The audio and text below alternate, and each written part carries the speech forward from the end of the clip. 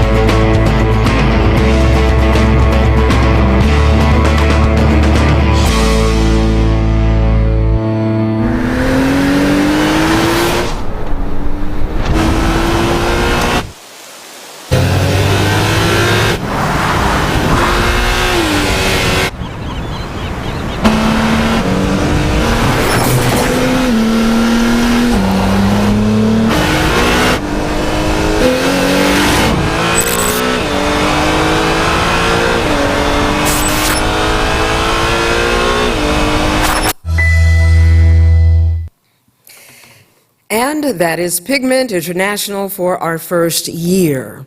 And one of the things that we're moving forward with going into 2019 is what brings us here tonight: salon talks with individuals who are collecting and giving new value and meaning to African American art and artworks produced by Africans of the diaspora.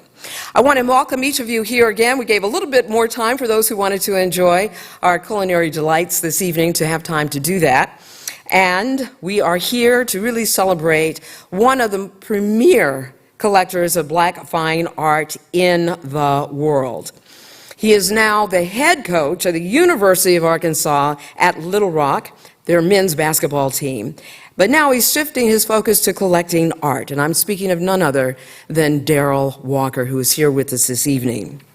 And tonight's Salon Talk is being videotaped. It will be streamed live on Pigment YouTube, our own channel, and it is being done so by Mr. Ron Banks in the back. Now, what you need to know about Mr. Banks, he formerly worked with NASA, so we're in for an intergalactic experience, I guarantee you. So if you haven't already done so, please silence your phones as we gear up for our conversation, and know that we are not taking any photographs until after the talk is over. So there will be an opportunity for you to do that. And we are really delighted this evening to have just a dynamic woman here as our MC. She knew at the age of 9 that sports was her thing. In 1987, she wept as John Elway drove 98 yards in 5 minutes to finish off her beloved Cleveland Browns in the AFC Championship game. And that was a seminal moment for her. Another one came while she was in college. She wanted to pick up an elective and went into the Department for Radio and Television and Film, got in front of that camera and decided, this is home. This is it for me. And she has never said no to a camera since then, especially if it was about sports. She has been covering everything from rodeos in Montana to college hockey in Vermont to the opening day of Wrigley Field. She joined the ABC 7 News team in 2014 as sports anchor and reporter, and she had already been recognized as a force to be reckoned with within the industry, having developed a stellar reputation as a petite yet very aggressive reporter who tells great stories and connects with the viewers. She covers all of our great city's famous sports teams, the Bulls, the Blackhawks, the Bears, the Cubs, the White Sox, the list goes on and on and on. And she is a trailblazing woman sports anchor and reporter for Chicago's #1 station, ABC 7 Chicago. Let's give a warm pigment welcome to Dion Miller.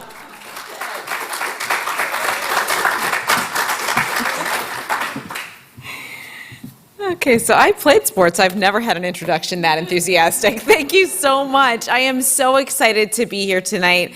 As she said, I am the weekend sports anchor at ABC 7, and I'm thrilled that I have time between newscasts to be here with you guys tonight and celebrate with you this great moment for Pigment International. Decades ago, ABC 7 made a conscious commitment to celebrating the diversity in our communities, doing that through education and art and our food and all of that, and that's what makes it so beautiful that I'm able to be here and help support what Pigment International is all about, because I feel like that's where your heart is, and we want to make sure that we continue to do that. I am super excited that I got to meet Darrell Walker tonight. His reputation, obviously, on the basketball court far precedes him.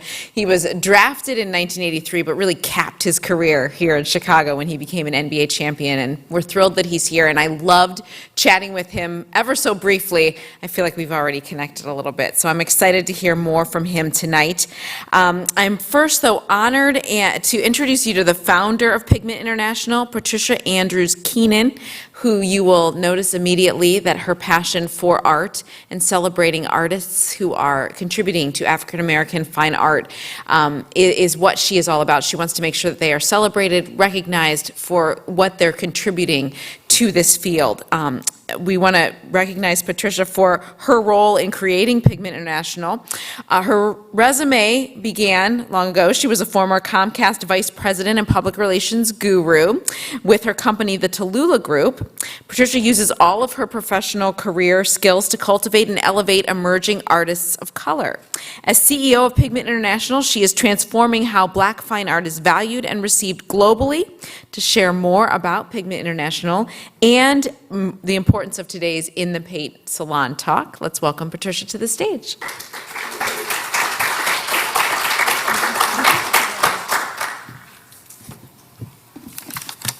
Good evening, everyone. And Dion, thank you so much. Diana Palomar at ABC has been a longtime friend, and I thank her so much for allowing you to join us this evening. And thanks to each of you for being here as well. The one thing that I will say, spending time this week with Darrell has been in town for most of the week, and the one thing I've learned in listening to him talk and having conversations with him is the reasons that we started Pigment International were also the reasons that he became a fine art collector. When you hear him speak tonight, he's going to talk to you about having relationships with artists and how that changed his collecting habits. And it's a lot of what we talk about every day. As the video said, we believe it takes the artist, plus the collector, plus the curator to really create this ecosystem for art. And we're very excited about what we've been able to accomplish in just this first year. Also, earlier today, Daryl spent some time with some students for us, got a great interview with some kids from Urban Gateway, a couple of other kids in the city. So we're very excited about that as well and what that means for us. Wanted to first introduce you to the artists of Pigment International. I'm going to call their names and ask them to please stand up. So we have Paul Branton, Jason E. Jones, Blake Lenore, Tyler Clark. We have Martha Wade. And please stand up, keep standing. Also not with us this evening, we have Eddie Santana White, known as Edo. Dwight White is in Europe right now. Dana Pope is just coming back from Europe. Barrett Keithley, thank you, and Leslie Etherly, who was sick tonight. But please give them a hand. The work you see outside, they created that. So we are just so proud of what they do and how they are making art come alive. So thank you guys so much. And it's for sale. Also, I want to recognize the Pigment team. We're a small team, but we get a lot done. So, as you know, I was the founder of this, but no one can do anything in a vacuum, and I was very fortunate to have both good friends who were willing to kind of step up and join me in this journey. Devorah Crable, who's our Chief Marketing Officer you've seen today. And in the back, we have our Chief Financial Officer, Phyllis North. So please give them a hand. Phyllis had a great relationship with Daryl. She was able to pick up the phone, call him, and he said whatever that Phyllis North needed, he was willing to do. So we appreciate that. Also, we have a great advisory board who have come in over the time to join us in this journey. Patricia Blessman is out of town. She couldn't join us today. Shirley Evans-Wolford and Rodney Harrington. So we're always looking for people to kind of support our efforts and what we do. So we appreciate them as well. During the course of this year, what we've been doing to introduce the organizations is we've been doing small patron events in different people's homes over the year, so I want to make sure I recognize them as well. Shirley Evans-Wolford, Ellen Turner, Valina and Daryl Newell, Georgina and Paul LeBon, Michael and Tony Smith. So they've been really great for us in introducing us and bringing us into their home so we can share some things about our organization. And lastly, I want to thank the folks who supported us this evening in getting this event off the ground. Hajj Design, Blake, if you would stand up, Blake is wearing a beautiful jacket, especially done for him by Hajj Design. And we plan to do some things with them in the year. We're going to be doing some great things with them. Channing Capital Management, the Hilton in Rosemont also was a big supporter. I think I see Rodney Harrington just walked in the room. I was just calling his name. He's joining us as an advisory member, and he's with Channing Capital Management, and he's just been a great supporter coming on board with us. So that's just a few, and then Deanna, I'm going to turn it back to you to introduce our moderator and Mr. Walker.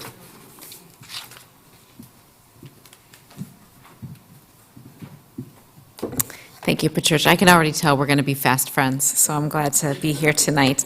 I'm going to now introduce our moderator for this evening, Tracy Dion Hall. We share a name. Isn't that great? I'm so excited.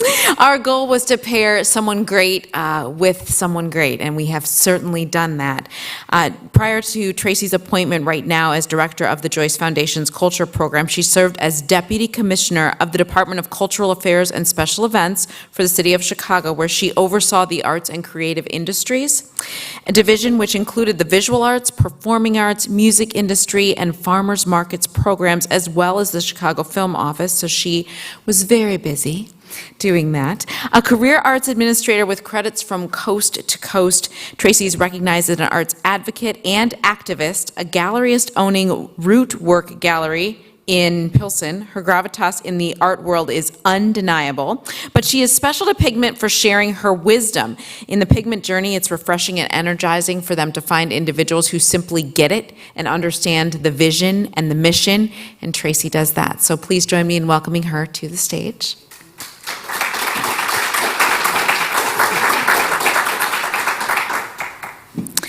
Now, our guest of honor truly needs none of my introduction, but I'm going to read what is here just to back up how wonderful that he is. We know that Darrell Walker has a distinguished NBA career and now a coaching career with what he's doing. He comes to us through personal association with Phyllis, who met him years ago managing hotels that accommodated NBA superstars, and he certainly was that. In addition to that spectacular basketball and now coaching career at the University of Arkansas Little Rock, we were moved and inspired by his desire to mentor youth. And you heard Patricia say he was doing that just this afternoon. And I know, just in briefly speaking with him, that that's part of his passion as a coach, too, to make sure that he's helping to grow the next generation. And that's something we can all certainly cheer for. But Darrell started collecting art before it was hip, cool, and trendy to collect art. And now he, of course, has become a pioneer in that field. What's become evident when you meet Darrell is his warmth, his personality, and I already learned his love of big red wine and cigars, which makes me a huge fan from go. Like, I could hang out with this man for real. I also heard that the Grand Dame of Chicago media, Mary D., once called him incorrigible, but then she said she thought he turned out okay. I think he did too. Very special thanks to Darrell Walker for joining us tonight. We're looking forward to your comments.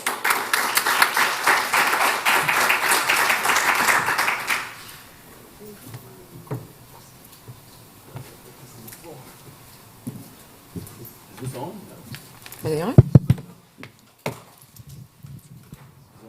No?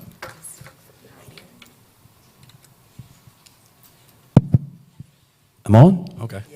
All right. Darrell, I am super excited to talk with you. I got an opportunity to take a peek into your collection, and I was blown away. I felt like the hits kept coming. I saw Al Loving, and I stopped. You know about Al Loving, huh? One Lady of my knows arts then. favorites. And really, I think just the vision of your collection, and I really want to talk with you about it.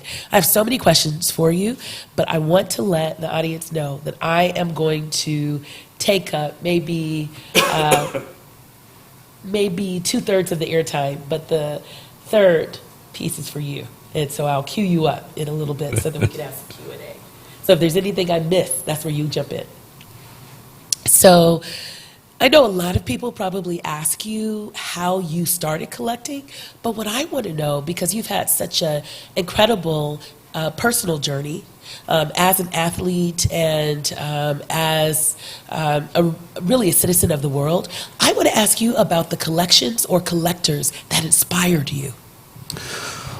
Wow, probably the guy that started me to collect, Bernard King. I was able to see his collection first. He was the godfather of doing as far as athletes, and then Mrs. and Mrs. Kelly down in San Antonio, Texas, that has probably the premier African-American art collection in the world. And of course, I looked at Bill Cosby's collection. I know nobody wants to talk about Bill, but Bill was a great collector. And then Dr. David Driscoll, who you know, Dr. Driscoll. I spent a lot of time with Dr. Driscoll at his house in Hyattsville, Maryland, and was able to see his collection. So I was able to lay my eyes on a lot of great collections.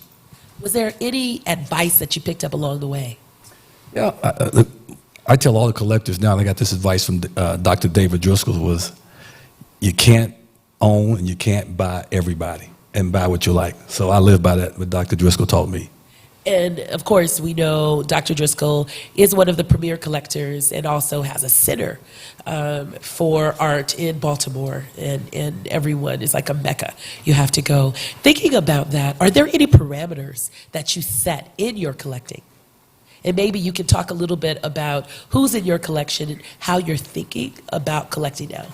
You know, there's really no parameters in my collection. When I first started collecting, I was doing strictly what I saw with Mrs. and Mrs. Kelly and Bernard King and Dr. David Driscoll. So I was buying old masters You know, it's Couture and Norman Lewis and Sam Gilliams. I was buying those guys, and then a good friend of mine, Elliot Perry, who's a big time collector, who I started collecting, called me one day and said, "Hey, we need to start collecting contemporary art." So I shift my focus a little bit toward contemporary art, and I've been doing that lately. At the same time, I've also been acquiring emerging artists. So I'm all over the board. My collection is probably eclectic as it gets.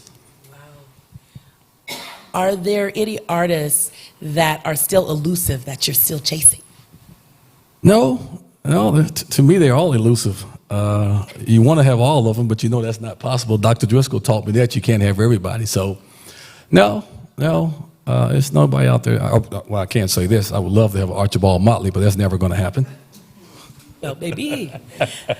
Absolutely. And I think I remember my time at DK's, we had a retrospective of Motley's work. And I think that it was in the top 5 of the exhibitions in terms of attendance. Oh, Archibald Motley. Oh man, I wish I could have a Motley. Archibald Motley, Why? based in Chicago. Just a fantastic painter, just an incredible painter, and most of all, he painted the South Side of Chicago, Brownsville. I mean, all those little juke joints, all those little spots. And of course, my grandmother came from Mississippi. She lived in Bronzeville. My mother grew up in Bronzeville. My father grew up in Bronzeville from Mississippi. So they used to talk about all those little great blues places, and Archibald Motley would always paint those places. So just an incredible painter. Only good thing I enjoy about Archibald Motley is I have some friends of mine that own Archibald Motley, so I can go to their houses and just take a look. Wow. And when we think about Archibald Motley, as we say, he painted the scenes of Bronzeville, lived for a while in Inglewood, gives you this really colorful idea of the topography. In fact, I know some historians that have looked at Motley's paintings to begin to understand what was where in Bronzeville, what was where in Inglewood. No, you go and look at, if you can find all of his paintings or get a book. I mean, you're going to see some spots that your parents probably could recognize in Chicago. So he painted Chicago up and down, and like I said, he's on my wish list, but I know that's never going to happen, so I don't worry about it. One of the things that I think about with your collection is that you began seriously collecting before Black art really was receiving the kind of valuation that it is today, right? And I want to talk about that moment. I remember that I had gone to Sotheby's in London. I took a week of just intensive courses, curatorial courses. And so I asked an innocent question. I said, let's talk about the valuation of African-American artists. And some of these really great curators, many people that I admired, they smiled, some smirked, and they said, that market, that value is always going to be contained. And then right after that, the Basquiat sold. And then a little bit after that, it did more than sold. sell. It did more than sell. It did more than sell, right? And so I just want to talk about pre and post the sale of seminal artwork by seminal artists. What it is like, what was it like, and what is it like today collecting in the way that you do? In the beginning, it really wasn't a lot of people collecting. Right now it's in vogue. It's the thing to do right now. But in the beginning, I was out there collecting, and there was a few collectors out there, African-American painters and sculptors and photographers. Their work was not selling at the price that it should have been selling for, and we already know why that was. But I continued to collect. I continued to collect what I liked, what I felt that was good, what I wanted to hang in my home. And then all of a sudden, things just twisted the last 3 or 4 or 5, 6, 7 years. Things just twisted as far as acquiring African-American artwork. And I mean, the prices went from here all the way to the top. And at the end of the day, it was long overdue. And I'm very excited for a lot of artists that I know that now are getting their due. They're up in age, but they're getting their due. There's a lot of speculation in the African-American art market, in the same way that you see a lot of speculation on real estate, especially in communities of color. I can't help, as someone who is interested in arts-based community and economic development, to see the parallels there. And so in one movement, in the community development, the economic development model, there is this ethos of buy the block. Buy in where you grew up. Don't sell grandmom's house. That is out of Oakland. I'm from Los Angeles. And I see I see, I've seen things change. Let me just say that. What do you think about, is there an ethos or something that you feel, an obligation or responsibility as an African American person of note, a public persona, to buy African American art? Oh, I say it, and I don't want to be redundant. I say it all the time. I buy it because I like it. I have a passion for it, but I also want to preserve our culture. That's the most important thing. I want to preserve our culture. I want to pass it down to my kids and my grandkids. That's very, very important to me. It really is. Forget all the money part and all that. That's fine with it. But at the end of the day, I'm preserving, I'm cultivating, and I'm preserving our culture. So profit or price is not a motive for you? Look, it's like buying a house. Sometimes it goes up, sometimes it goes down, and it's a lot of artists that I'm going to acquire. The value's probably never going to take off and shoot up. And yes, I have brought some artists very low, and now they're worth a lot of money. Is that why I buy? No, I was buying when nobody was buying art. When the prices was low, I was buying because I wanted to acquire the work. I loved collecting, and now if I make some money off it now, then so be it. So But that's not what I got into it for. I got into it to collect because that's what I wanted to do. Right, and a sense of respect for the culture and preservation. I knew a lot of these artists that I was collecting, so I felt toward these guys. I knew they were struggling. They wasn't selling work, and I would walk in and buy their work and hang out with them, and was able to have really a great relationship with those guys. That's really important, that I have a relationship with a lot of artists in my collection. Talk a little more about that. So it sounds like at the very beginning you were in good hands. You had tutelage for some of the most, I would say, expansive thinkers as collectors, but also disciplined collectors. As you say, David Driscoll said you can't buy everything. Can't buy everything. But what was drawing you originally to a piece? That piece, and I've done it too. I've seen a piece and I've just thought about it, and then later on I can't stop thinking about it. So I have to chase and make all these phone calls. And this answer is for all you people out there that's thinking about becoming collectors. When I first started collecting, I was drawn to nothing but figures. If it had any figures in it, I wasn't buying it. If it was abstraction, it was over my head.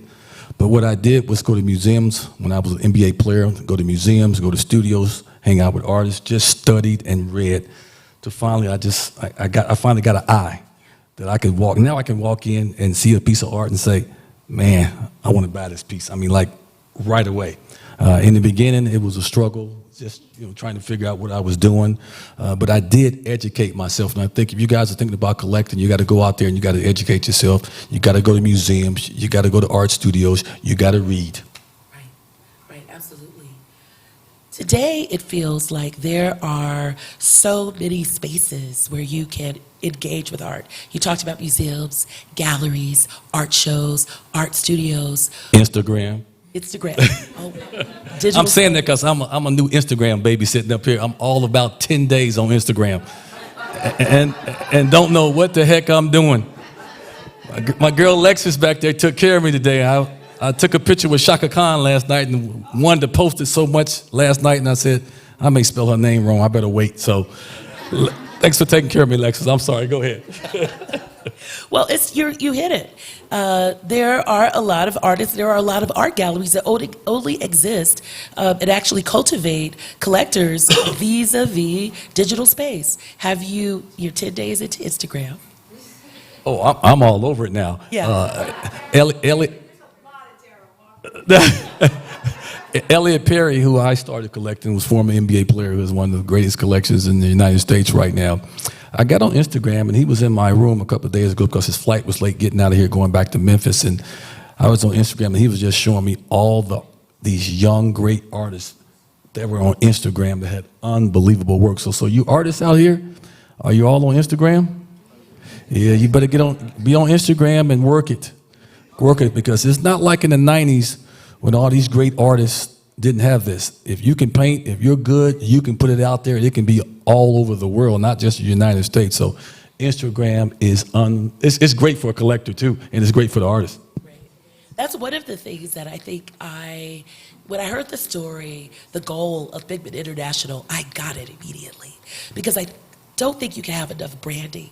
You really need today to be able to get your story out there as an artist, to be able to go to the fairs, to be able to do the relationship building that you're talking about. One of the artists here, who's in the front row, told me about a story where she went, her painting was going to be someplace in a very exclusive setting, and she decided, I'm going to be right there. And her work entered an auction, actually exceeded by at least 4 times the original auction price, and there was a bidding war even. And I think that had she not been there, it might not be the same story. Presence is everything for an artist. Can you talk about that? No, I think wherever your work is, you should be there as much as you can be there. I mean, it's and all this branding stuff. I kind of laugh because I go, "What's that branding stuff?" I never did that when I was a player and all that stuff. But now here I am, late to the game on Instagram. But anytime you can be where you need to be, where your artwork is going to be, if you can be there to meet, because you never know who you're going to meet that can help your career. I'm gonna tell you a story about. You all know who Amy Sherrill is. Sherrill is. I'm not pronouncing her name. How do you pronounce her name? Oh, she painted Michelle Obama's painting. We were in town playing the Washington Wizards in a preseason game, and some of my collectors friends say, you need to go check out this girl, Amy. She's really a good painter. So I go to her studio, I hang out with her, I look at her work, and I say, this girl can flat out paint. This girl can flat out paint. I said, young lady, do you have a gallery? She goes, no, coach, I don't have a gallery. I said, really? I said, well, you wouldn't be offended if I made some phone calls for you to a couple of galleries to see if I can get some galleries to come in and take a look at your work. She said, absolutely no. So I called some galleries, and finally Monique, I never pronounced Monique's name right, but Monique here in Chicago, Meloche, I begged her to go see this girl. I said, I'll pay your way to go see this girl. That's how much I think she's going to be a really good artist. No, coach, man, I got too many people in my stable right now, and I got too many artists I'm representing. So she finally put her in a group show. Everything sold. Next time she has a solo show, everything sold out. Next thing you know, I don't have a piece, and it's a waiting list. And the prices are going yeah, they're going from $150,000 to $200,000. So you never know who you can meet that can help your career. So that's a good lesson right there for sure. Great advice for artists. But now you are responsible for coaching and guiding so many young people. Do you give them any advice about art collecting? Your young players. Yeah, it's funny. When I was at Clark Atlanta University, my first head coaching job, I would always, Spelman and Morehouse were all connected. Who said whoop? Spelman night right here, okay? Morehouse in the house, okay. All right, so I was coaching at Clark Atlanta, and anytime Spelman had an art opening, we would all put the same polo on, some jeans and slacks, and I would say, we're all going to this museum open, and they would lose their mind. Oh, coach, come on, man. Why we got to go here? I say, man, I'm more than a coach. I told you guys, I got to give you guys some culture. And so got them in there. They're pissed at me, and they all got their lips poked out. About an hour later, I see them looking at artwork, pointing and talking to each other, and I said to myself, got them. Got them. Even if they don't ever start collecting art, at least they won't be intimidated to walk into a museum, into a gallery, or into an artist studio, whether they collect or not. That's something that I have been thinking a lot about, that first moment when you first fall in love. For me, I fell in love with art as a child, as a maker, as an artist. But I fell in love with art in the sense of what it could do. My first show that I ever saw was at the African American Art Museum in Los Angeles, and I saw Martin Purrier. And I will never forget that moment. It changed me. It changed me. I want to ask you about that moment for you. You didn't know an African American man can make sculptures like that, did you? It blew you away, didn't it? I didn't know anybody. I didn't know anyone could make sculptures like that. He's incredible. Those sculptures had a narrative. All of his work, there was a text. I understood right away what he was trying to say. Let's talk about some of those moments for you. I don't know when it first hit me, but like I said, I acquired some pieces early, and then when I kept collecting, and after a while you start accumulating pieces in your house, and you wake up in the morning, you see these pieces, at night you're walking through the house, and one night I'm walking through, and because I don't sleep well at night, I'm walking through and I'm looking at what I've acquired, and I went, man, I love what I'm doing. I said to myself, I said, I really love what I'm doing, man. I'm gonna keep doing this as much as I can do this, and lo and behold, I'm still doing it, not as much as I used to, Yeah. but I'm still doing it. Will we have an opportunity to get a look at your collection now? I guess. Hank Willis Thomas. Can you talk about this? Ball and chain. Yes.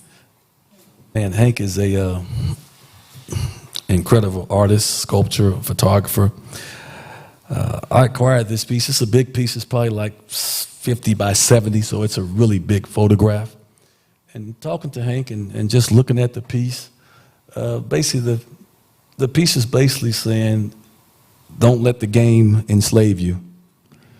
Don't let the game enslave you. You know, do what you can do, play, make money, but don't let the game enslave you. So you see, you got the NBA right there. NBA right there. And it has, of course, they have the chain right there. And, of course, they have Nike and a black leg going up. So I just thought this was a great piece to own. I was attracted to it. And it didn't hurt that I played in the NBA. So it was an easy sale. How many years ago did you acquire this piece?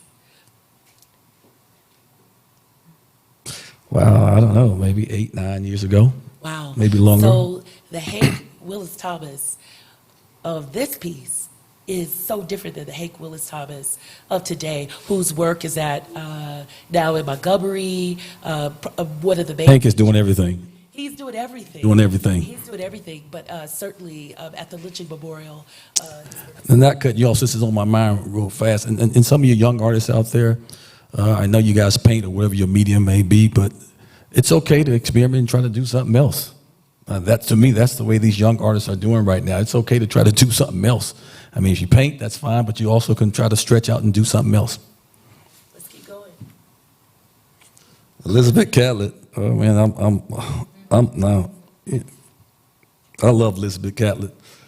Was able to spend some time with her before, and I acquired this piece. I know my wife really loved Elizabeth Catlett, so I acquired this piece from Swan Auction. It didn't sell, so I called Nigel Freeman on the phone, and we worked out a deal and was able to acquire that piece right there. Wow. The piece is called Glory, I do believe. Yeah, this is definitely, this is her Mexico work, her Yes. bronzes. Classic piece, very important piece. You need to talk about him because he's a little deep for me. This boy here, Robert Colescott, man. Talk about race commentary. Oh yes, you can talk about this. This guy Race here. and sex and class and inside and outside. But why? And of course, one of the most important artists of his era, and one of the most important American artists. I know he's off the charts to me. When I said first piece I brought was a William Tolliver print, and then I brought a Jacob Lawrence print called Birth of Toussaint, and then I brought Romare Bearden print called Open Door. And I acquired all three of those pieces. I acquired at George Nominee's gallery in Detroit when I was playing with the Pistons, and Robert Colescott was there. Of course, he tried to explain it to me, and I didn't understand nothing he was talking about. But you can talk about Robert Colescott if you want, because he's off the charts.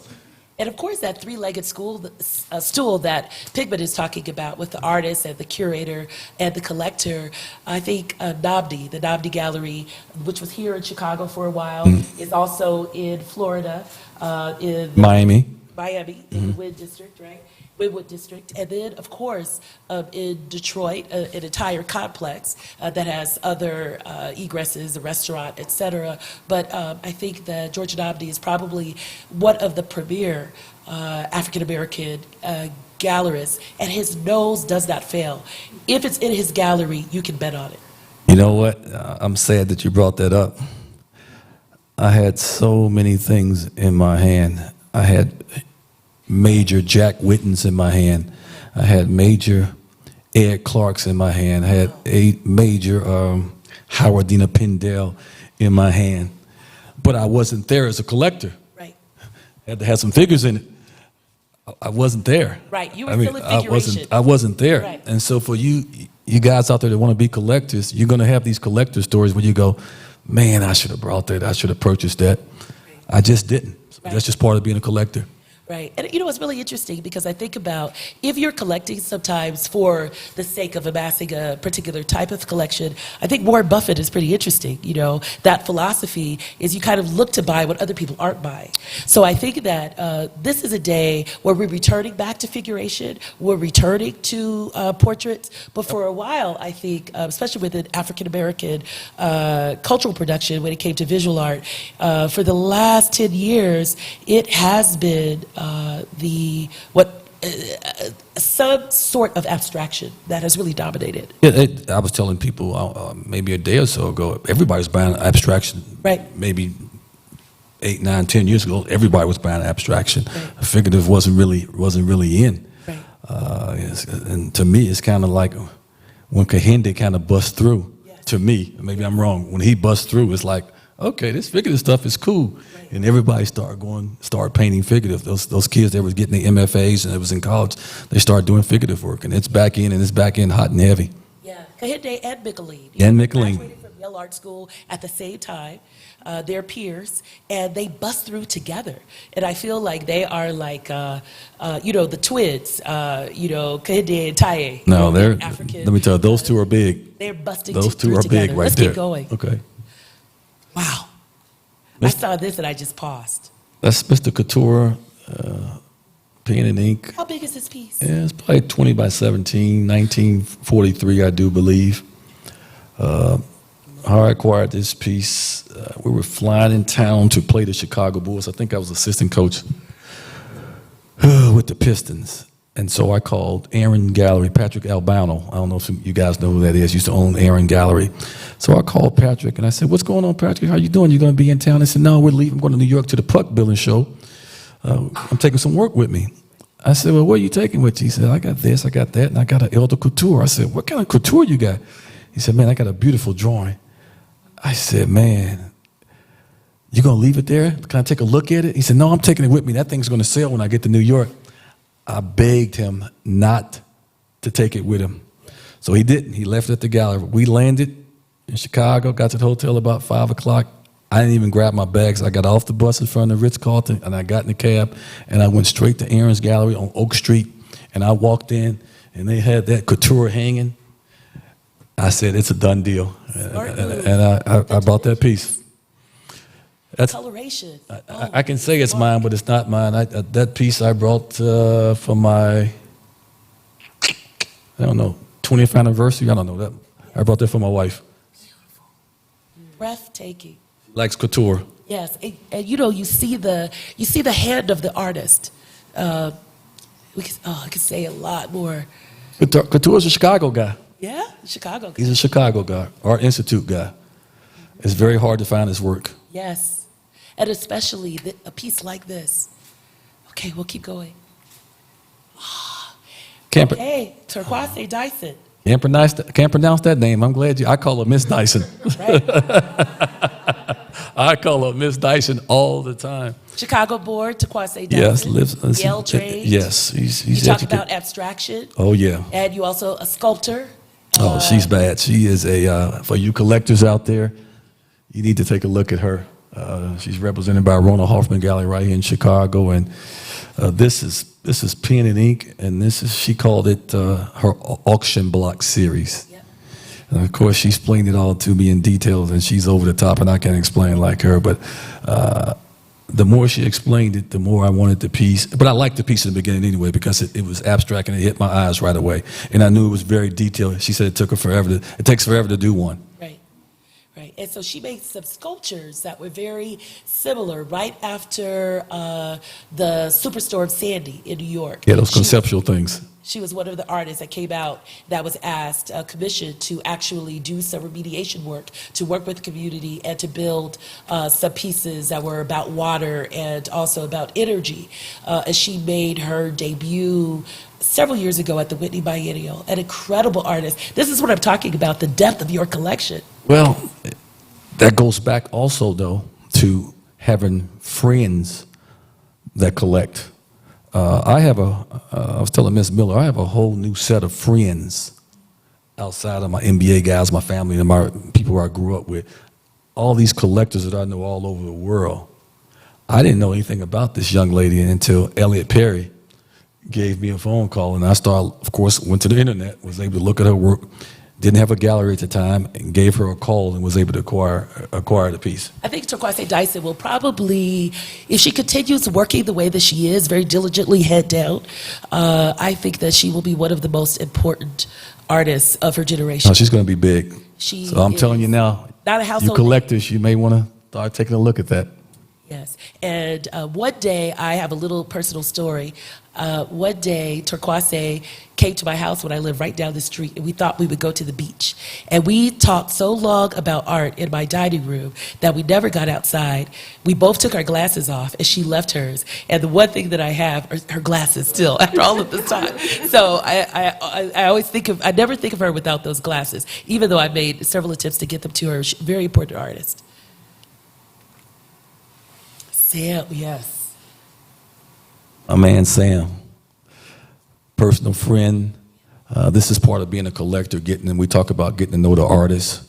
When I was the head coach of the Washington Wizards, and then went to the front office, I was spending a lot of time with Sam Gilliam in the studio, just hanging out. I'd already acquired a bunch of work, but I was just hanging out with Sam and giving him tickets to come to the games and going out to dinner with him. This is a guy that had labored and labored and labored for years without getting the notoriety that he should have received. But now, he's back with a vengeance. He's in every major museum. Everybody's trying to get a piece of his work right now. And I think that's something for all of the artists here and everywhere else to remember. Because I think the renaissance around Sam Gilliam's work and other pieces, it shows you that your career has to have just that length. It's a marathon. It's not a sprint. Yeah, but you know, you're right about that. But Sam shouldn't have had to wait till he was in his 80s to get his due. That's absolutely true. And you know, Sam did one of the most important pieces, I think, in modern art history when he put those Drake paintings and wrapped it around the Philadelphia Art Museum. And I don't mean this in a bad way, but I just think if a white artist would have did that, after he did that, you wouldn't be able to acquire his work. It would have been selling for millions and millions of dollars. To see him drape, those drape paintings are incredible. Yes. But he's getting his due now. You're absolutely right. Yes. You guys know who this guy is right here? He's a Chicago guy. And you collectors know who this guy is? That's the legendary Richard Hunt. One of our most important. Oh, and yeah. Oh, yeah. At the New Museum in Washington, I love it that there's a Shekiah Booker.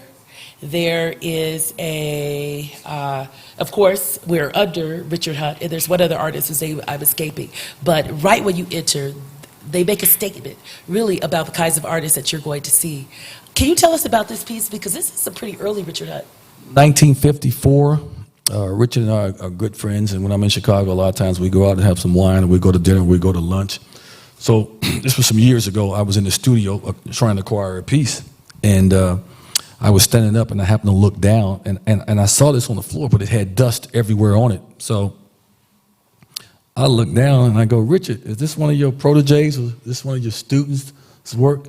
He starts laughing, and his Richard Hunt laugh. He picks it up. He dusts that thing off. He boom, boom, boom, boom, boom, boom, boom. He goes, no, that's me. And I looked at it. I said, Richard, this is figurative. He goes, kid, because he goes, hey, kid, I used to do figurative too. He said, I tell you what, if I was you, I would buy this piece. You can always come back and get an abstract piece. So I wound up acquiring this piece, 1954, called Dancers. Yeah, and this is, I think, a part of one of his first solo shows at a major. It's an early piece. This is his piece, yeah. This is incredible. Richard Hunt. All right. Talk about this piece. I'm glad Mr. Lavelle is not here. They spelled his name wrong. He would be mad. No, he wouldn't. He's a good guy. He wouldn't be mad. I'm just teasing. Whitfield Lavelle, you know, he won the MacArthur. Yes. His partner is Fred Wilson, who's an unbelievable artist himself. David Driscoll told me, and Elliot Perry, I think this was in the 90s, he said, buy as many Whitfield Lavelles as you can stand to buy. That's how much Dr. Driscoll believed in him. Right. So, and he was right. He was right. He was absolutely right. He was right. He's a MacArthur winner. He's an unbelievable artist. Yeah, absolutely. Having a moment right now, as we speak, having this major moment.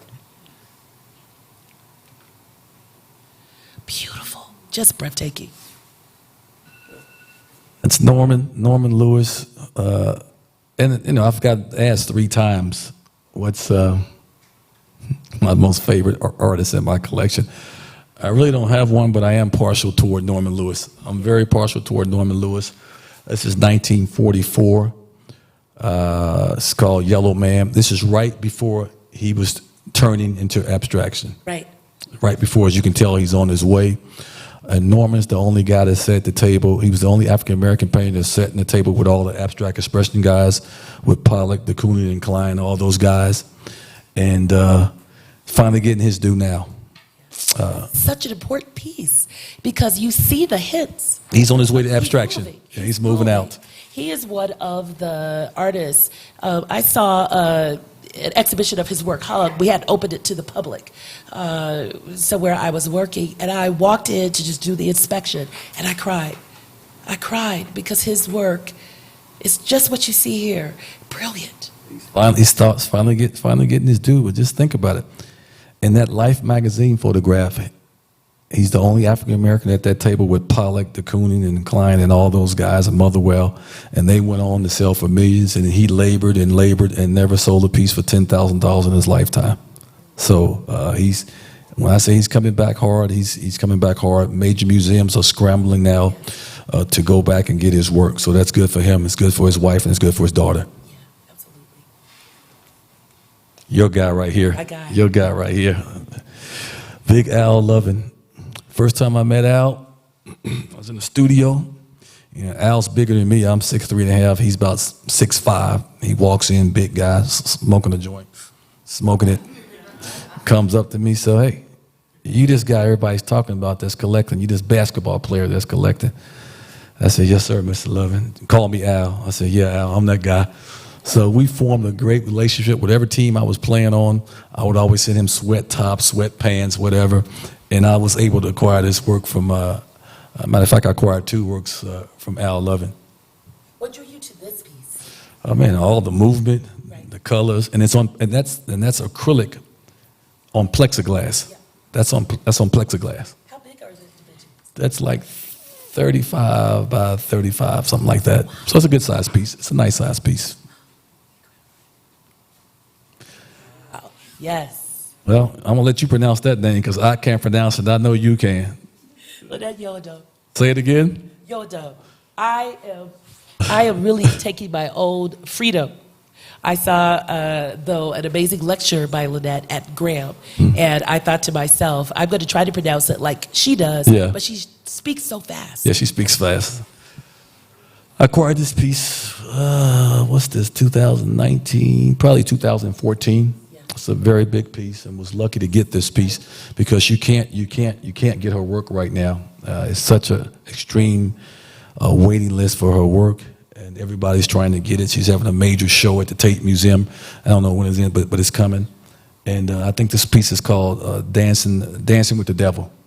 Yeah. And one of the artists, I think, who is really responsible for moving us back into figuration. Oh, she's part of that group. She's part of that group. She's a great painter. So we talked about Kendi. Talked about Miss Micheline Thomas. Story behind this piece, and I always tell it because it's a very funny story. Elliot Perry, like I keep pronouncing his name, keep saying his name because he's a good friend of mine, an unbelievable collector. He calls me one day. He goes, man, we got to get this girl Micheline Thomas, and we got to do it ASAP. And he told me the prices before she had a gallery. I said, that's fine. Can I get a JPEG? Can a brother get a JPEG? No, I ain't got time to get no JPEG. You got to trust me on this. I said, you telling me I got to write a check for a piece that I have not seen? He said, when I started collecting, you told me to trust you, and I'm telling you to trust me now. So I wrote the check. Piece came a couple of weeks later. You know, got this in a crate, so I had to drill it, get it open. When I took it off, and I took everything off of it, and I saw that right there, I lost my mind. Yes. I lost my mind. And Elliot and I were talking. We were talking a couple of days ago in my room, going, "Man, we should have at least 4 of these." But you know, we didn't. We acquired one. We were so happy, and we didn't know she would blow up that fast. And now it's over with. Now you can forget it. Now it's over with. Wow. You are really giving us, I think the mantra for collectors is to study, to read, Oh, no to doubt. see, to trust.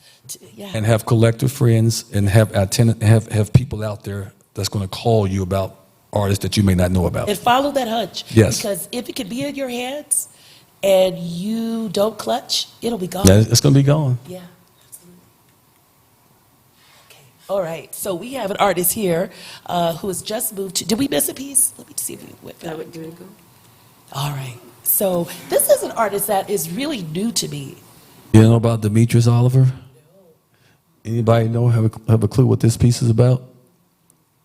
He's a Chicago kid that went to Mississippi. It's called Teal.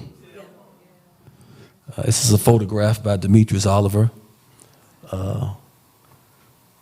When my collection was up at a museum one time, I saw a bunch of ladies shedding tears about this piece. It said Teal on there, and they knew it was about Emmett Till.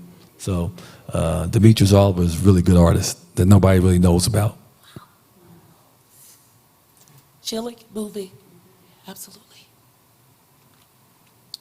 An artist here who is very much of the moment, who I think recently has moved to Chicago. Went back to Indianapolis. He's gone back? So he was at MATA. He was at the MATA studio Right, for a while. right. Yeah, beautiful work. Book covers. Encyclopedia book covers. Yeah, Pam Joyner, who's a major collector, you know who Pam is, and Elliot. Once again, Elliot Perry gave me a call. It took me a while to want to pull the trigger on it, but I'm glad I did, because the more is for years has been sitting in my house. I can go over there and touch those encyclopedias, and it's a unique form of what he's doing. Right. So again, here we see Lynette and this work in terms of that balance between figuration and abstraction. Yeah.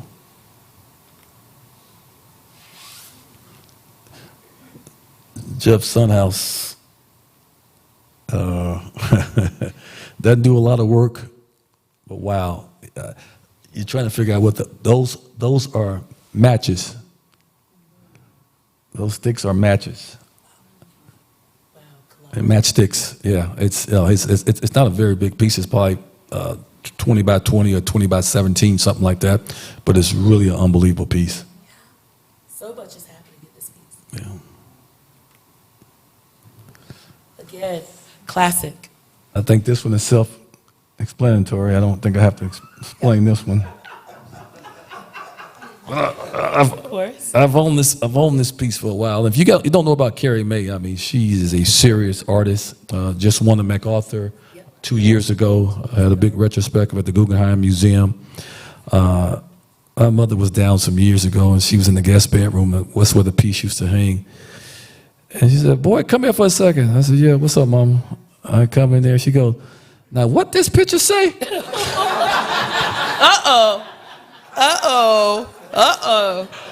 Yes. I said, "Mama, just don't get mad at me. It's just a piece of art. Don't get mad at me." And I kind of got on out that room real quick. Absolutely. Well, Black photographers are also having an incredible moment Yep. at this moment. Latoya Ruby Frazier, Dawood Bey, recent. Deanna Lawson. Yes. Yes. Recent photographers who also have won MacArthur Genius Awards. So we finally got to Kehinde. Brought this from Rona Hoffman years ago, before Kehinde was Kehinde now. Yes. Was able to get this piece, and Elliot Perry was with me. He acquired a piece. He acquired a piece on canvas, and my piece is on paper, gouache on paper. Yeah. Beautiful. Well, I've been waiting to get to this piece. Somebody tell me in the audience what you think this is.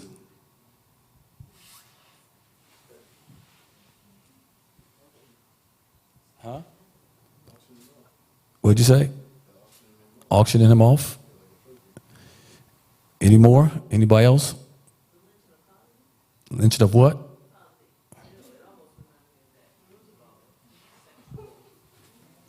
She got it. You got it. This piece It's called, this is a quilt. It's about 60 by 70. This piece is called Bill Cosby's Picnic. Wow. By you guys is out there that's collectors, I would make a call to Dawn Williams Boyd, or you can go to her website. Elliot Perry turned me on to this artist when I was working at Clark Atlanta, and I went to her house and I saw this. She does quilt work. This is probably about 60 by 70. That's a pantyhose around his neck. You have all these women with money in their hands, and you have women coming from the back out of the trees, out of the woodworks, coming to get paid. So it's a powerful piece. It is what it is. You know, that's his picnic. So Incredible commentary. it ain't a good picnic right now, but that's his picnic. So it's called Bill Cosby's Picnic. But she's one of the most underrated artists, I think, right now. She's been out there just out there. You don't have a lot of great artists out there, but nobody knows about them. Right. I acquired her work. Elliot Perry acquired her work. Her name is Dawn Williams Boyd. You can Google her up. I mean, those quilts are unbelievable. I mean, she can quilt. I mean, and it's big. It's probably about 60 by 70. It's really a big piece. And And do you display, at this point, when you're acquiring, what are you doing with the work? Because I well, imagine. that's laying up against the fireplace right now. I'm trying to figure out where I'm going to put it. I'm running out of space. I'm running out of space, but she is somebody. I'm telling you. My friend Elliot Perry, he brought a piece called Tuskegee Experiment, Wow. and it's deep. She is politically charged. She can flat out do quilts, and I'm just telling you, Dawn, D-A-W-N, Dawn Williams Boyd. You guys should Google her up and really take a look at her work and to give her a phone call. Amazing. Yeah. We are going to click through any remaining. That's we're it. finished. I'll save that one for last. And we're going to open it up maybe for 3 questions or so before we close. And then when we come back to you, you've given us a lot of advice, but I would love it if you would give us a final word for the artist, a final word for the collector, and maybe for Pigment. Well, for the artist, I would say work on your craft. I think it's important that you work on your craft. Norman Lewis told his wife, and his wife told me, and his daughter told me that Norman said, if you are a painter, you are to paint every day. You have to work on your craft. I mean, people think that Michael Jordan was great. He just came out of his mother's womb and he was just a great player. No, it didn't work like that. He worked on his craft every day. So you artists, work on your craft. Collectors, read, educate yourself. It's so much better now than I started in the 90s. You got the internet, you got Instagram, you got so many different things that you can get information from. Do your homework, go to museums, go to openings, try to go to art studios and visit. Don't be intimidated by it. Go and educate yourself if you want to be a collector and buy what you like. And you don't have to be rich or wealthy to be a collector. You're a collector if you buy between $200 and $500 pieces. If you acquire a bunch of pieces over time, then you are an art collector. It has nothing to do with how much money you got, none whatsoever. For Patricia and Phyllis and everybody at Pigment, keep doing what you're doing. We need this. It's important, and you guys should support that. I've had fun. I've had a good time. It's time for some red wine now. Awesome. We're going to take a couple of questions.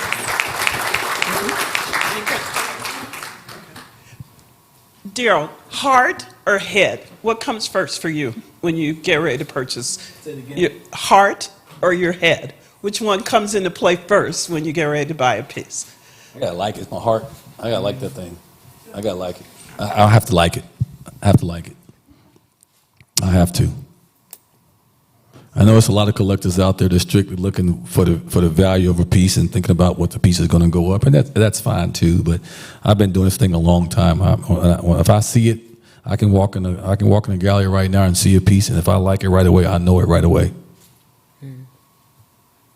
Questions from some of the artists? Yep. A lot of times, some collectors like yourself will buy directly from the artist as opposed to the gallery. And there's been a debate in terms of the, basically in terms of assessing the value, in terms of if you have a true gallery representative, that gallery will escalate your craft, as opposed to if you just keep buying from the artist directly. Any thoughts on that? And I don't know if I articulated the No, question you did. correctly. Every artist that I have ever acquired work from didn't have a gallery. Didn't have one. Sam Gilliam, as great as Sam Gilliam was, really didn't have a gallery. Mickalene Thomas at the time did not have a gallery. Richard Hunt, believe it or not, at the time, and Richard Hunt really has never signed his name to anybody, to be honest about it. So the works that I've acquired from artists directly from their studios, they really didn't have. They didn't have any gallery representation. Daryl, how you doing? All right. We met 2 years ago in your office at Clark University. Okay. Through David Brand. Eric McKissick is my business. Okay. Yeah. Exactly. Okay. We're going to talk after this. Okay. But we talk a lot about this form of art. Can you talk about photography? We have a lot of history, black photographies that didn't have a stage back late 1800s through the 1900s, that all the images, the original glass images, they're all being bought by Getty's and other forms. How do we preserve photography? Somebody with money has to go out and buy it. It's very simple. Somebody African American, wealthy, has to go out and do it. Just like P. Diddy decided he wanted to own that Kerry James Marshall, and he paid $25 million for it. Somebody has to go out there and acquire. That's why I keep saying it all the time, that when I collect, I'm trying to preserve and preserve our history as much as I can. Have it in my hands some. I'd like you to kind of follow up on that. You know, when E.F. Hutton speaks, people listen. When Darrell Walker buys, people follow. I don't know about that, but Well, it's really more of a question than a not a bad statement. idea. But really speaking to the power of the collector, when you do collect the works of an artist and someone of your stature purchasing it, it does make a difference, or does it not? Well, that's debatable. I mean, I know if people see what Elliot Perry is buying, or Pam Joyner, or what I'm buying. I mean, it's a lot of collectors we have a lot of collectors friends that say, hey, send us what you guys are buying, and they do acquire. I acquired the Bill Cosby piece because Elliot gave me a call when I was coaching at Clark Atlanta and said, hey, man, go check out this quilt maker by the name of Don Williams Boyd. I said, who? He said, man, just go check it out. So I Googled it up, looked at the work, made an appointment with her. No gallery at all. She has no gallery at all. Went through her house, quilts rolled up everywhere. I could have stayed in there for hours and was able to acquire that piece. Now, I've been telling people they need to acquire Don Williams Boyd, because what's eventually going to happen, I'm going to call the galleries and say, That's I the think one. you need to go take a look at her. See, that's the power. Okay, all right. You need some lead time. You need a little bit of lead time. I got it. But what I'm getting to is just that.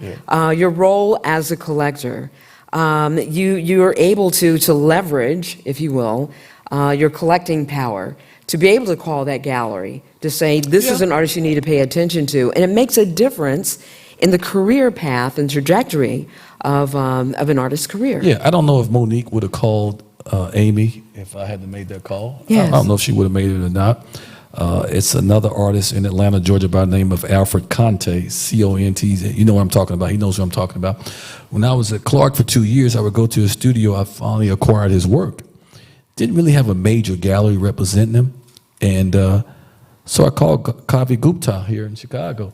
I said, Kavi, take a look at this kid, Alfred Conte, man. I said, I think he got it. I think he's going to be, I think he got a chance to really be good. Next thing you know, Alfred Conte's with Kavi Gupta, selling for tons of money now. Yeah, Should I be right, getting right, a cut? right. I'm going to have to talk to Kavi about that. My final follow-up on that is, you know, we think in terms of the preservation of culture. Yes. But also being curators of our culture, if you will. Well, And do you consider yourself as a collector a driver, an influencer of determining how our culture is received, how it goes, is valued? Yeah, I would say that I'm trying to preserve it. I know I keep saying the same thing, but I'm also trying to help the artists. And if I'm helping the artists, then I'm helping preserve the culture. And it's a lot of emerging artists out there that I'm trying to help, that Ellie Perry is trying to help. And you know, I tell some of these young artists, if you can get in Pam Joyner, if Pam Joyner buys your work and Elliot Perry buys your work, they've been doing this a long time, just like me. Ellie and I talk all the time. We're like, hey man, we're just as good as any curators in America. And I don't mean it in a bad way, because you guys go to school and you got PhDs in what you do. Well, we've been doing it a long time as far as looking at artists. And sometimes collectors don't want to purchase a Dawn Williams Boyd because, well, who is she? Who has her? What museum has her work? What collectors have her work? Why should I buy her work? Right. Ellie and I don't do that. We just say, hey man, this girl is good. This woman is good. I'm buying this. And I think, you know, also too, I think the point that Devorah's making that you've made, Daryl, I think the rise of the curator has really been a recent phenomenon. You know, we know the curator just simply means to care for. Right. And so I think most art was purchased the way that you were purchasing. Artists usually had some type of benefactor, some type of supporter who would actually buy really that artist's work as they continue to make. Right. And to help them have. Long call. Yes. Yes. And that's why, you know, with Sam and a lot of other artists, I mean, Kevin Cole, who's in Atlanta, Georgia, it's so many artists that were out there that were struggling. Yeah. Believe it or not, Sam Gilliam was struggling. I mean, he had a home, he was fine, he was eating, but I'm just saying, as far as an artist, he was frustrated. His work wasn't moving. William T. Williams is another guy that's finally making a comeback. Al Lovin's been out there forever. Ed Clark's been out there forever. Yeah. Now all these major museums in the world, not the United States, in the world, from the Tate Museum to over here, the United States, everybody wants to go back and say, oh man, we need to acquire these works. And you see Baltimore Museum, you see museums now that are selling off some of the old European masters in order to acquire a more contemporary African-American and people of color based collection. And so you see that happening right now. I feel, and I said this Wednesday, I feel that we are in we're in a renaissance. We're in a strong African-American renaissance right now as far as the art. I mean, it's out there, it's in your face, and it's good. It's good. And think about it. Just imagine if Kavi Gupta would give a show for Dawn Williams Boyd and have all those quilts hanging up in there. And people could come in there and see those things. They're very powerful. I guarantee you, it would, a lot of them would sell real fast. But remember, you have to wait a week. Hey man, I'm a lay low. I'm a text Miss Boyd when we leave here and say you may be getting a few phone calls. So Here we have a question. Who had a waiting list?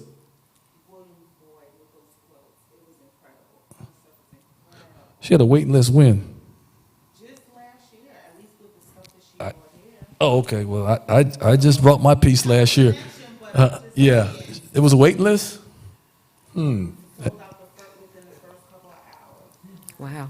Where was the show? Where was the exhibition? It was right at Navy Pier. And she sold out. At the Art Expo. Navy Pier. She was the best one there, in my opinion. Her quilt work is on a whole nother level. Are you gonna call her again? Are you gonna call her? No, I don't have her. No, yeah, you do. You got that phone in your hand. All you gotta do is Google up Dawn Williams Boyd, go to her website, and her number's on there. That's how I found her. Huh? Awesome. She's awesome. No, she. Are you from New York? I am. Oh, I hear it. Yes. You from New York? I hear it. No, your eye is good. You should acquire a Dawn Williams Boyd. I'm just telling you, and the work is affordable. The work is affordable before it begins to go where somebody scoops her up. That's part of being a collector is doing your homework. But I'm telling all you guys that's out here that's collectors and thinking about collecting, this girl, I should quit calling her a girl. This lady is really, really good. Really good. So we have another question over here. So can you describe the circumstances around your first purchase? Here you are, this NBA player. How did you get the bug? What were the circumstances? What was the purchase, and how did you feel? Well, I got drafted by the Knicks in the first round at night. My knees, you see me rubbing my knees, they're hurting.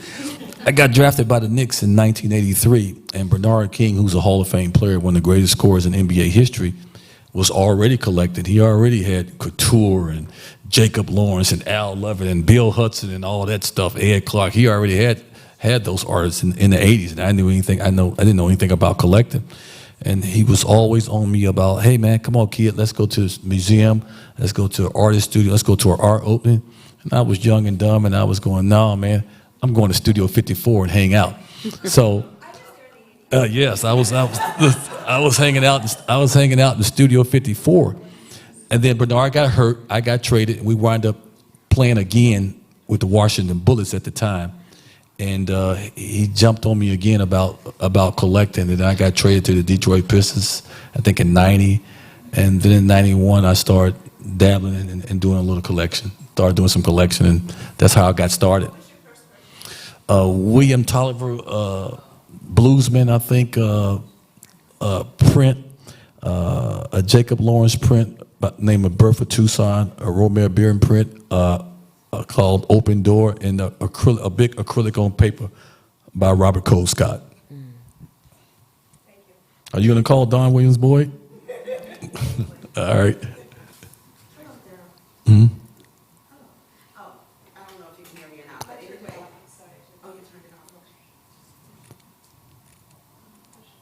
I can hear you.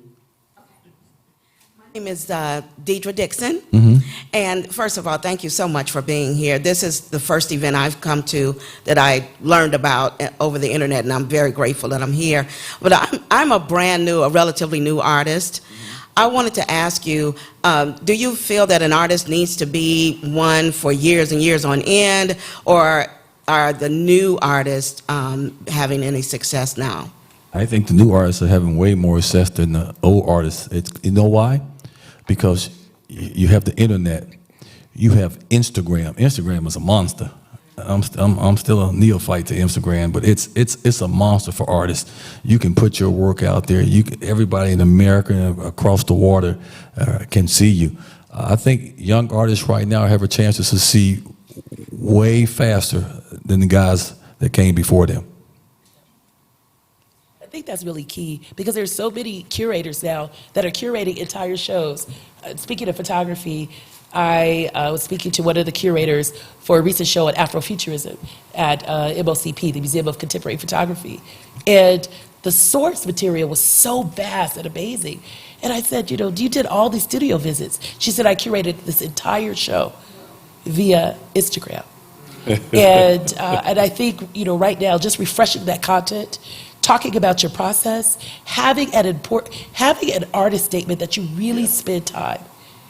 Looking at artist statement, looking at some of the artists that are here, look at their artist statements. Go to their websites, because one of the things I think it's really important that you are mining the interior of your work and your process, because that's what people are looking for. That's what curators are looking for. They're looking for the way that we talked about Puryear.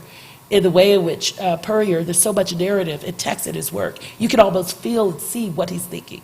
And so we want to make sure, I think, that because there is so much sourcing via Instagram and Facebook and these other kinds of platforms, that the artist's voice and that the artist knows what they are doing and they're able to communicate what they're doing and why it's important. Two things. Chicago seems to play prominently in your collecting path. Mm-hmm. So I want you to speak to that for this audience. And then also wanted to hear what you would say to the pigment artists as they're working to create exposure for themselves, and what would you share with them? To the artists, it's just like I said before, you have to work on your craft. You have Instagram to really help you. You have the internet, you have YouTube, you have Google, you have everything to get your artwork out there. Today's artists, it's more like a marketing machine now. You got to know how to market yourself. It's crazy to say that, but you got to know how to market yourself a little bit. So all you guys are educated, so you got to learn how to market yourself, and you can put your work out there. And what she said about having an artist statement is important. It's very important. But you got to work, and you got to work on your craft. As far as Chicago, Chicago's a great place as far as art collectors and far as art. Are you talking to me about collecting? Are you talking about artists that I've collected from Chicago? I hear you naming a lot, and a lot that came through Chicago into the artists to your Southside community. Yeah. Yeah, I had Margaret Burroughs in my collection, Fred Jones, Mr. Couture, Richard Hunt, Rasheed Johnson is a contemporary artist, but he's here from Chicago. So yeah, I definitely have some Chicago artists in my collection, that's for sure. I'm happy about that too. Great. Do we have any more questions? Well, I hope that helped everybody. I know, right? We're ready for that glass of wine, right? Can we One give glass. them both? It'll be more than one glass. Yes, yes, Daryl. thank you. Thank you for this opportunity. Thank you, Pigment. And thank you, everyone. Absolutely. And let's give Tracy D. Hall and Daryl Walker a round of applause for sharing their wisdom and giving us insights. The work that our artists do, it is a documentation of where we've been, where we are, where we're going, and it's up to these brilliant individuals to really drive that into the hearts and minds and the pockets and purses and wallets of everyone else to keep the movement alive. I thank each and every one of you for joining us this evening. Daryl, do you wear hats? Nah. Nah? Tracy, do you wear hats? I think Daryl has the perfect head. The reason I ask is the hat that you see in the center is our latest pigment project. It will be artwork. We're calling them art fedoras. And these art fedoras are done in the spirit of reflecting all that Chicago has represented historically, and certainly is emblematic of our current mayor, Lori Lightfoot. So look for those coming up for the rest of the summer, going into the fall. We do have the reception, a dessert reception following. You'll have an opportunity to meet with the artists, hear from them directly, talk to Daryl Walker, talk to Tracy, and to buy some art. Thank you again for coming. We have coming up in October, and look forward to this, Black Fine Art Month. Give yourselves a round of applause. Thank you.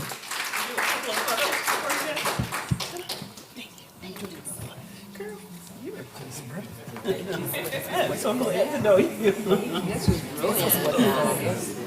And for the artist, I want to make sure you guys get a photo with her before you leave. You did good.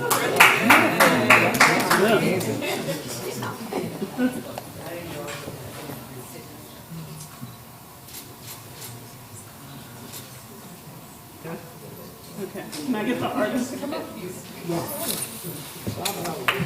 That was like sitting in your living room. It really was. That was good. That was fun. It was. She was fun. This was wonderful. Grab that Thank for you. Thank you. Dion said she had to leave, so I just want to make sure. She told me to make sure to tell you.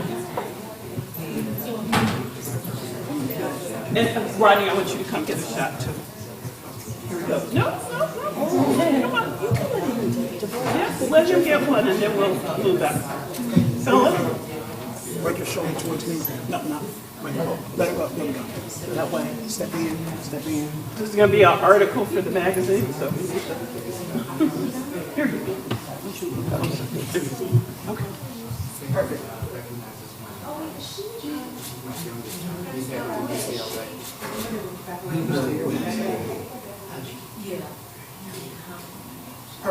You guys hope that helped you. This was awesome. I'm Tyler. It's nice to meet you. I'm great. I'm going to spell it. How are you at? Quite a lot 2 years ago. I graduated in 2019. I did the little engineering program and went to Georgia Tech. Okay, good stuff. Okay, good. I can't believe I didn't get a chance to meet you back then. That would have been wonderful.